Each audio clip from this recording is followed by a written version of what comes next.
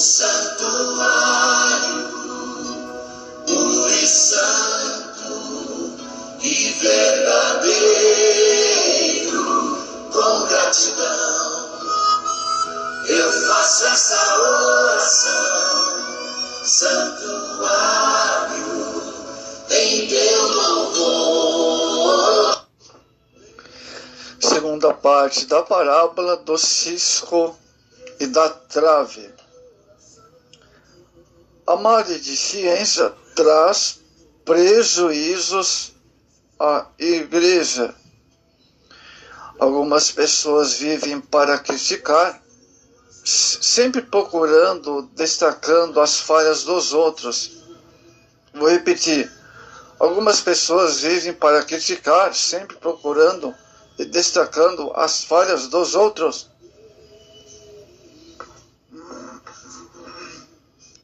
Então, amados, eu sei bem o que é isso, né? Pois eu já enfrentei isso muitas vezes, né? Então eu sei bem o que diz essa frase. Algumas pessoas vivem para criticar, sempre procurando e destacando a falha dos outros. Tais pessoas convidam outros a serem críticos também, amados. Quando condenamos as pequenas falhas dos outros, eles terão motivo para nos condenar. Mateus 18, 23 ou 35. Primeiro ponto importante: Jesus não condena a avaliação dos outros. Mateus 7:1 também mostra claramente que Jesus não está condenando a avaliação dos outros. Amados, temos que discernir entre o certo e o errado. Vou repetir. Temos que discernir entre o certo e o errado do que é falado, do que é comentado, certo? Entre as pessoas que praticam as coisas de Deus e as que andam no erro. No versículo 6, Jesus exige julgamento de pessoas que ouvem o Evangelho e a rejeição de porcos e cães, do versículo 15 ao versículo 20. Ele ensina sobre o julgamento de profetas pelos frutos. Mateus 16, versos 6, 11 e 12. Amados, ao falar sobre julgar, o Senhor explicou que eximirmos de julgar não implica numa atitude de indiferença em relação ao mal e a tudo o que acontece ao redor. O Senhor não quer que sejamos indiferentes, precipitados ou neutros, permitindo praticar pecaminosas entrar em nosso meio ou aos pecados com a mesma igualdade dos justos acesso às coisas santas. O Senhor diz: não deis o que é santos aos cães, nem atireis vossas pérolas aos porcos. Ao falar em cães e porcos, o Senhor se refere a pessoas que são depravadas moralmente, vulgares, incapazes de aperfeiçoamento, ímpios, né? Os cristãos devem ser cautelosos diante dessas pessoas ímpias, certo? Pessoas precipitadas vão falar. Não abra a mão dos valores da fé cristã e não permita a participação dela nas ordenações que Jesus deixou na igreja. Senão elas poderão profanar e debochar das coisas santas, conforme diz Jeremias 15:19. Também não devemos partilhar com hipócritas os nossos problemas pessoais de abrirmos o nosso coração. Mateus 7,6. O Senhor nos previne sobre os dois extremos, ser indiferente ao mal e julgar os outros precipitadamente. Segundo ponto, sobre a maledicência traz prejuízo à igreja. O julgamento deve ser feito com retidão, certo? Por vezes, o discípulo de Jesus é obrigado a julgar. Porque, por exemplo, alguém que na igreja terá que julgar outros para resolver problemas. 1 Coríntios 6,1. Em geral, todos temos que julgar, retendo o bem e rejeitando o mal. 1 Tessalonicenses 5,21. Para discernir entre essas coisas, é necessário crescer espiritualmente. Hebreus 5,12. As pessoas incapazes de julgar continuam como pessoas carnais, precipitadas no seu julgamento. 1 Coríntios 3,1. O propósito do julgamento que Deus exige de nós não é para condenar ninguém ao castigo, mas para evitar o pecado e ajudar outros também a ficarem livres do mal. Terceiro, o terrível hábito de falar mal dos outros. O Senhor é rigoroso ao proibir-nos de falar mal do próximo. Mateus 7,1. Sabemos que o êxito espiritual não vem por si mesmo.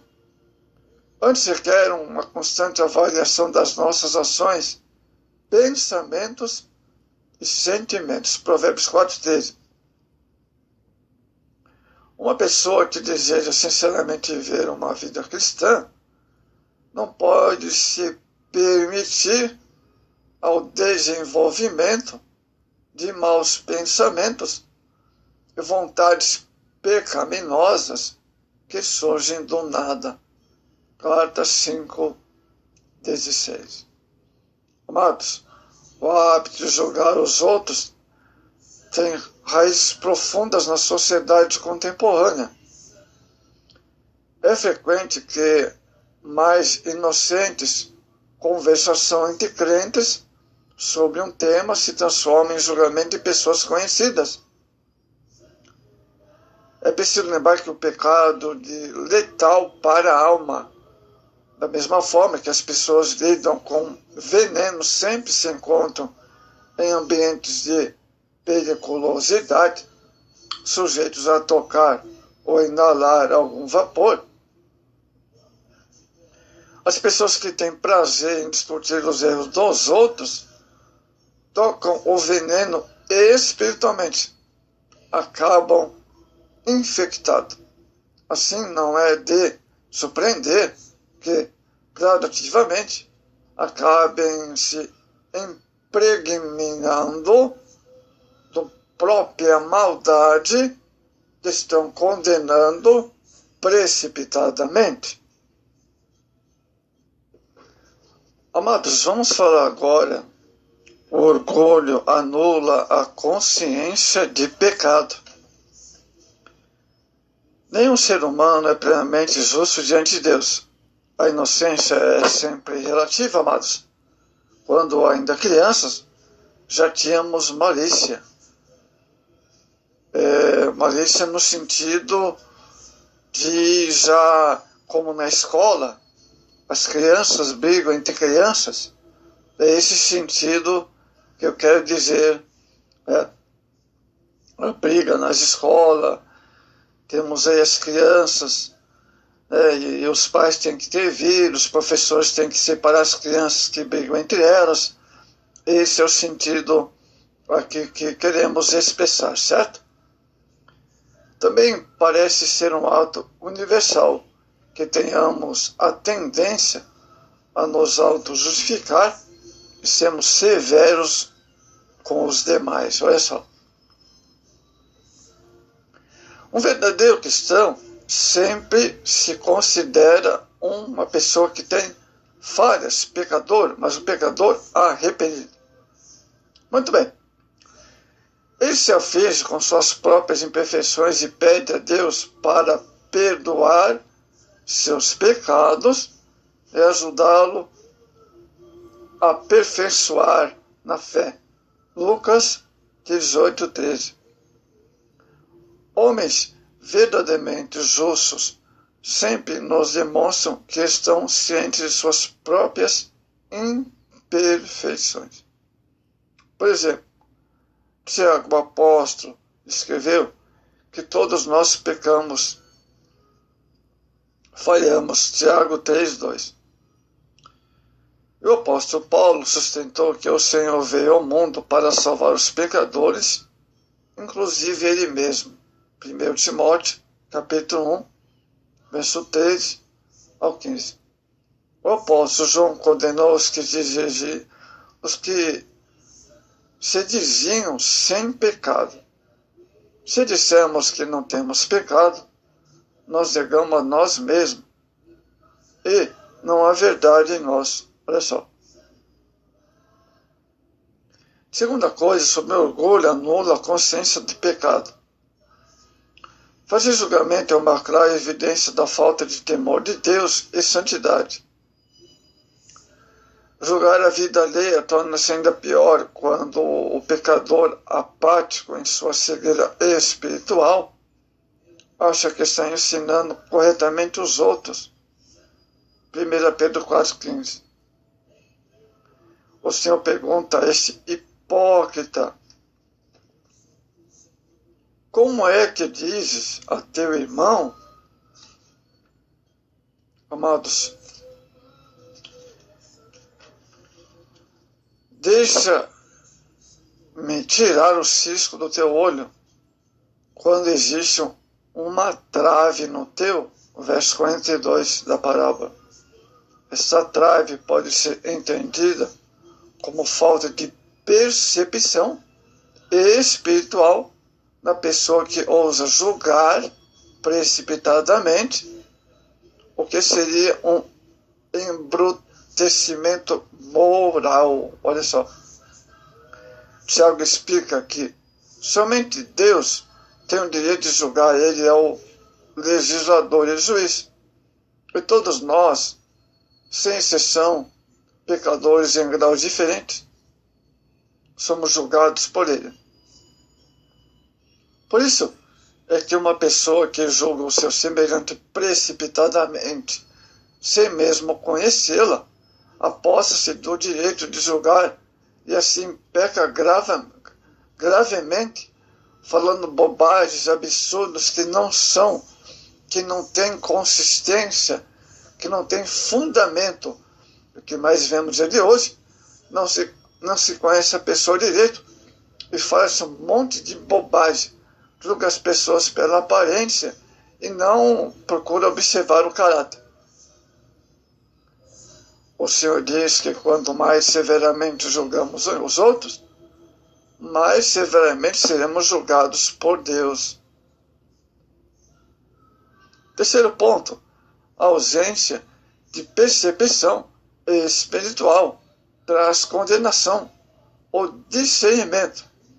Podemos colocar junto com a palavra percepção, discernimento.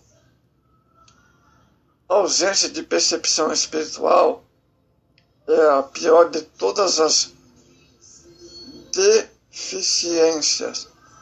Como uma trave, é pior que um cisco. Tal cegueira espiritual caracterizou os escribas e fariseus no tempo de Jesus. Julgando todos impiedosamente, considerava a si mesmo justo. Romanos 10, 1 ao 3. Os fariseus e escribas encontravam deficiências até no próprio Cristo e publicamente censuraram-no por violação do sábado, por partilhar uma refeição com os coletadores de impostos e pecadores. Mateus 5,11, Mateus 5,19, melhor dizendo, Lucas 7,34. Eles não compreendiam, eles na verdade não entendiam que o Senhor fazia isso pela salvação dos homens. Evangelho de João 3,16. Não obstante, os escribas e fariseus desonraram a Cristo com seus próprios lábios. Continuava a ir ao templo e a oferecer longas orações. Não é de se admirar que tanto naquele tempo como agora, pessoas hipócritas sempre encontraram motivo para julgar os outros e ainda mantenham uma falsa aparência de piedade. Vou repetir, mantenham uma falsa aparência de piedade. 1 Timóteo 3, verso 4 ao 5. Amados irmãos, para a conclusão dessa parábola, Jesus se serve dos recursos da parábola do cisco e da trave com objetivo ético comportamental, de modo simples e direto. Ele ilustra a obrigação de se imitar a misericórdia e a gratuidade do Pai. A semelhança do discípulo é de ser igual ao mestre. Confirma a impossibilidade de julgar precipitadamente e condenar. Lucas 6,37. Para tal atitude, se assemelharia à do hipócrita que não tira a trave do próprio olho para ver o cisco no olho do seu irmão. O verso 42. Os escribas e fariseus eram escrupulosos com cada detalhe dos preceitos, dos rituais de limpeza, dos utensílios e de móveis, o pagamento do dízimo sobre o hortelã, e ao mesmo tempo, sem nenhum peso na consciência, enganavam, odiavam e ofendiam as pessoas. Vou repetir.